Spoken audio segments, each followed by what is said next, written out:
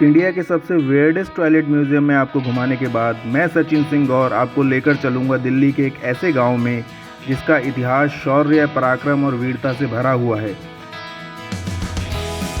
लेकिन आपको जानकर अचरज होगा कि हिस्ट्री बुक्स में उसको कोई जगह नहीं मिली।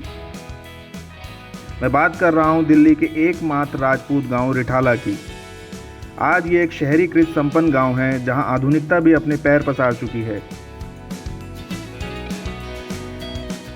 लेकिन गांव के लोग अपने इतिहास के प्रति आज भी पूर्ण सजग और जागरूक हैं। दिल्ली का रोहिणी क्षेत्र अधिकांशतः इसी गांव की जमीन पर बसा हुआ है। ये मैं रिठाले गांव का रहने वाला हूं और ये आजकल हम सेक्टर 5 रोहिणी में रह रहे हैं, जो हमारे गांव की ही ज़मीन है, जिसमें सेक्टर 1, 2, 3, 4, 5, 6, 7, 8, 11, 12, 13 ये सारे सेक्टर हमारी ज़मीन में ही बसे हैं। इधर 12 से 23, 24, 25 ये सारे सेक्टर हमारे गांव की ज़मीन में ही बसे हैं।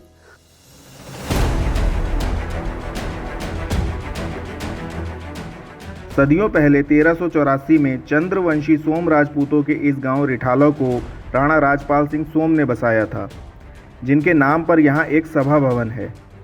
कहते हैं इसी स्थान पर उनके घोड़े ने प्राण त्याग दिए थे, जिसकी याद में यहाँ एक समाधि भी बनी हुई है। समाधि के पास ही सैकड़ों वर्ष पुराना एक विशाल वृक्ष भी है, जो कहते हैं कि बार बार कटने के बाद भी उग आता है। इस गांव के बसने की कहानी भी अत्यंत रोचक है। कहते हैं उस समय दिल्ली पर फिरोज शाह तुगलक का शासन था, जिसका इन सोम राजपूतों से उसकी धार्मिक कट्टरता के कारण बैर था। राणा राजपाल सिंह सोम के नेतृत्व में राजपूत योद्धा अक्सर गुरिल्ला युद्ध नीति का प्रयोग करते हुए दिल्ली पर हमला करते थे। मुस्लिम सैनिकों को मारने और उनके शिविरों को ध्वस्त करने और लूटने के पश्चात ये लोग जंगलों में चले जाते थे, जहां इन्हें ढूंढना अत्यंत मुश्किल था। इनके लगातार हमलों से परेशान होकर फिरोज शाह तुगलक ने राणा राजपाल सिंह सोम के सामने एक शर्त रखी। शर्त के अनुसार वह सूर्योदय से सूर्यास्त तक जितनी भी ज़मीन अपने घोड़े से नाप सकते हैं वह उनकी हो जाएगी, लेकिन बदले में उनको भी दिल्ली के शासन पर हमला नहीं करना होगा। राणा राजपाल ने तुगलक की इस शर्त को मान लिया।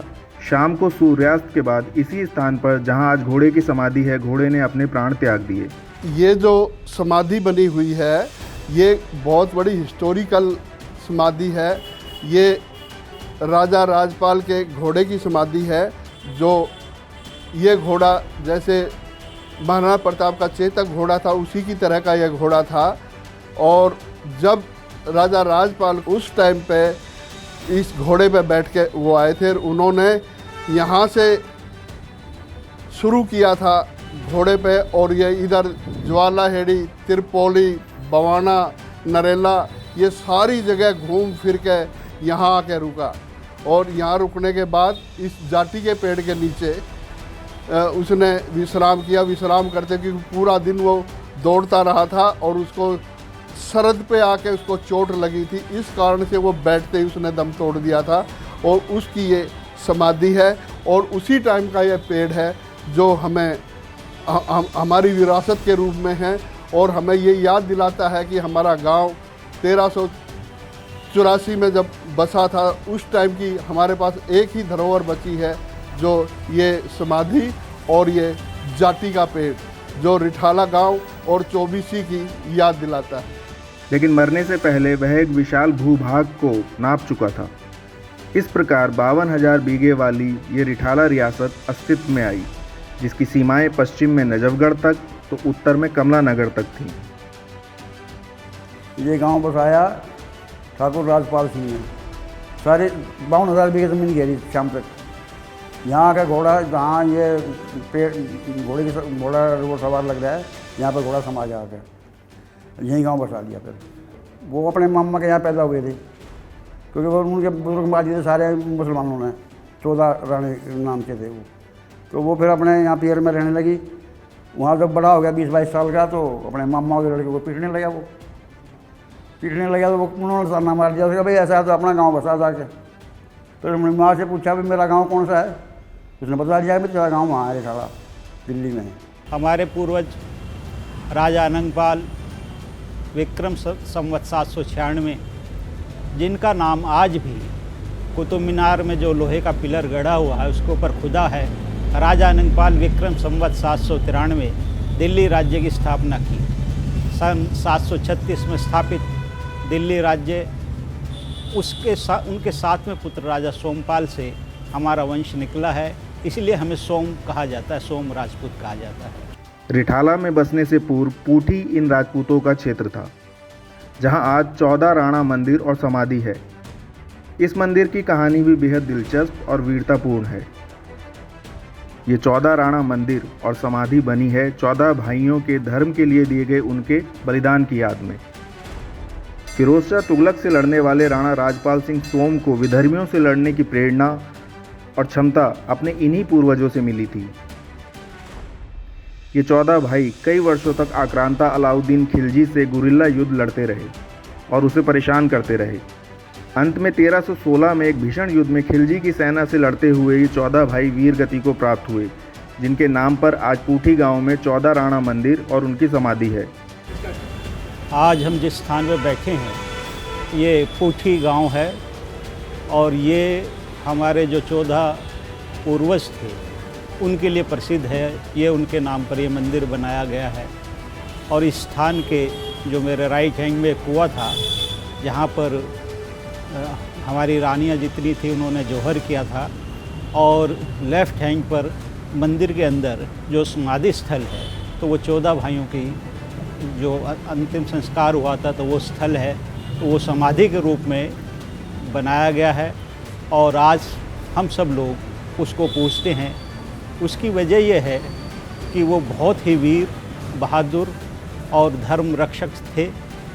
उन्होंने मुस्लिम सेनाओं को बहुत बुरी तरीके से परास्त किया था और मुस्लिम आतताइयों के खिलाफ उन्होंने ज़बरदस्त जंग छेड़ रखी थी।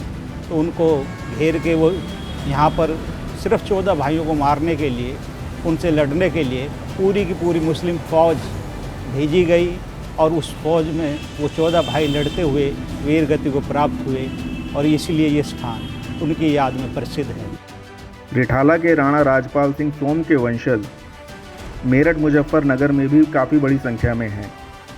राजपूत वंशावलियों के अनुसार 16वीं शताब्दी में रिठाला से 3 भाई गंगा स्नान के लिए गढ़गंगा पर गए और वहाँ के सुरम्य वातावरण से प्रभावित होकर वहीं बस गए। मैं ठाकुर विक्रम सिंह, ग्राम खेड़ी राजपुतान, सोम चौबीसी।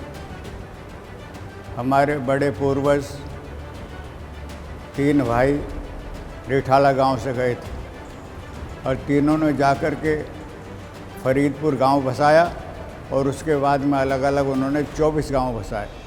तो उस समय हमें शुमाल नाम से पुकारे जाते थे, तो सब अज्ञातवास में थे। उसके बाद में सारे 24 गांव सोमवंशियों के हैं। कुछ गांव मेरठ में है, कुछ मुजफ्फरनगर में है। 1857 की क्रांति के बाद अंग्रेज़ों ने समझा ये वीर राजपूत हैं, इन्हें अलग कर दो, तो कुछ गांव मेरठ में कर दिए गए, कुछ गांव मुजफ्फरनगर में कर दिए गए हैं और इस तरह से अब 24 के जगह 30 गांव हो गए हैं और सब दिन रात उन्नति करते हैं। सबका लगाव इस गांव से इसीलिए रिठाला से, क्योंकि हमारे बड़े यहाँ से गए थे और ये पुट्ठी गांव था, ये मेन गांव था, मुख्य गांव था।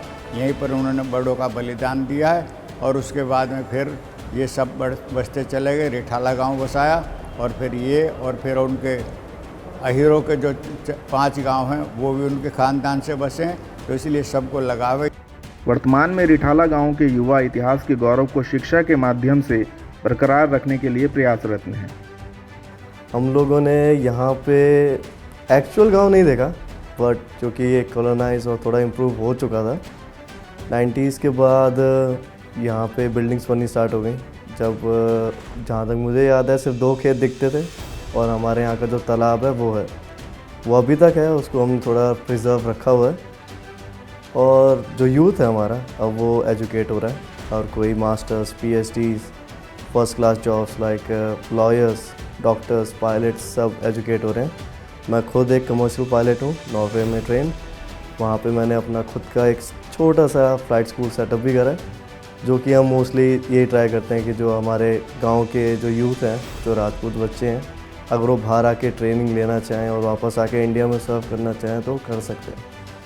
एंड अभी तक हम लोग अपना कल्चर जो राजपूतों का है जितना प्रिजर्व कर सकते हैं वो हम कर रहे हैं। एंड आई होप कि आगे जाके भी ऐसे ही चलता रहे। उम्मीद है ये डॉक्यूमेंट्री आपको पसंद आई होगी।